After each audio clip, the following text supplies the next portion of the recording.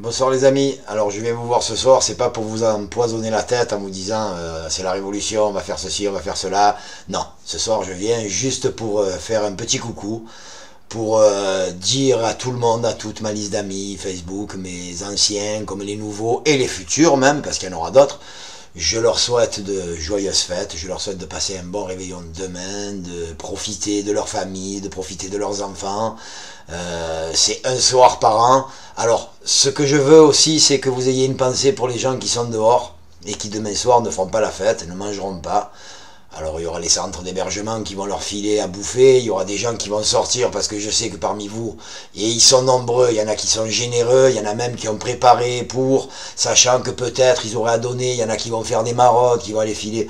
Voilà, tous ces gens-là, je les salue parce que c'est vraiment des gens de bonne volonté et c'est des gens qui dispensent de l'amour et de la compassion. Pensez à ces gens-là quand même. Dites-vous que c'est le jour le plus dur pour eux de l'année parce que pendant que vous allez faire la fête, eux, ils ont conscience que ça festoie de tous les côtés et qu'ils sont laissés pour compte dehors, au froid, sans bouffer, sans rien. Ayez juste une pensée pour eux. Après, si vous pouvez faire un truc, sortir, leur filer un truc à bouffer, faites-le. C'est pas plus mal. C'est une bonne action et puis vous pouvez rendre quelqu'un heureux. Croyez-moi, vous serez payé de retour rien que par le regard de bonté et de remerciement qu'il aura envers vous. Et ça vaut tout l'argent du monde, ça. Quand vous voyez la bonté dans quelqu'un qui vous est reconnaissant, ça vaut tout l'argent du monde, ça. Alors bon, après, je suis pas venu non plus là ici pour vous plomber le moral, c'est pendant les fêtes, alors. Je sais pas, on pourrait discuter de quoi, de n'importe quoi, j'ai pas envie. Tiens, je vais vous raconter une histoire drôle, voilà. Et celle-là, ça fait longtemps que j'ai voulu la raconter, mais elle n'est pas racontable sur le net parce qu'elle est trop longue. Alors, ça se passe pendant la guerre, la Deuxième Guerre mondiale. C'est un soldat qui saute sur une plage, de son débarquement, là, il saute de son espèce de barge, là, et puis il plonge dans un trou, et puis alors ça tombe, hein, mais alors, il y a des obus, des bombes, mais ça pleut, vraiment.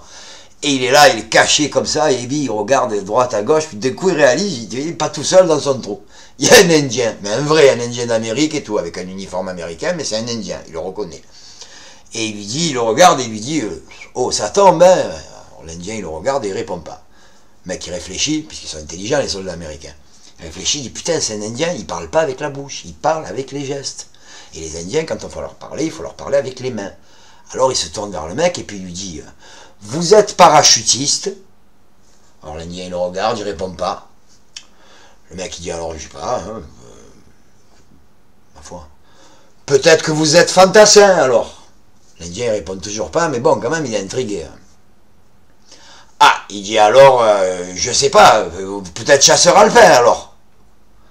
L'Indien il répond pas, pas de réaction, mais bon il commence à avoir un regard un peu bizarre. Et le mec il dit, ah ben ça y est alors, si vous n'êtes pas tout ça, j'ai compris, vous êtes un éclaireur. L'Indien répond pas, toujours pas. Le mec il dit, mais ils sont complètement cons ces Indiens, mais ils sautent du trou, la pluie s'est arrêtée de tomber, et puis ils sautent du trou, il dit, c'est complètement con cet Indien. Et ce fameux Indien, la guerre se termine, il rentre dans sa tribu. Et alors il y a tout le conseil de tribu, là, qui sont là, les grands chefs, les sous-chefs, les anciens, ceci, cela. Et qui sont là et qui lui dit, alors toi qui es parti, plume d'élan, tu as été faire la guerre avec les blancs, comment ils font la guerre? Alors il dit, c'est bizarre, ils font la guerre, mais bon, c'est vraiment étrange, quoi. Et puis, de toute façon, j'ai tellement eu peur que je me suis mis dans un trou, j'ai pas bougé pendant toute la guerre. Alors comment, tu n'as pas bougé pendant toute la guerre? Non, je me suis caché, j'ai eu peur, ils font des trucs qui tombent et tout. Et il dit, personne t'est venu te parler, personne t'a emmerdé, personne t'a rien dit.